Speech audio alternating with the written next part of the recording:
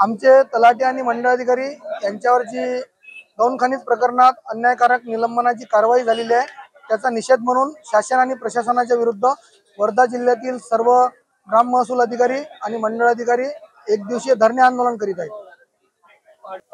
आमच्या मागण्या तर ह्या आहे की जी चुकीच्या पद्धतीने कारवाई झाली आहे ती कारवाई रद्द करावी आणि यामध्ये खरे दोषी जे कोणी असतील एक शासनाने अथवा प्रशासनाने एक समिती नेमून निष्पक्षपणे चौकशी करून दोषींवर कारवाई करावी।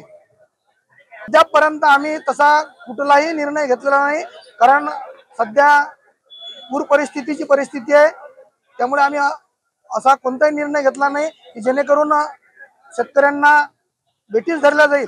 परंतु आम्हाला नाईलाजाने कोणता तरी टोकाचा निर्णय घेण्याची वेळ शासनाने प्रशासनाने येऊ देऊ नये एवढी शासनाला आणि प्रशासनाला विनंती करतो।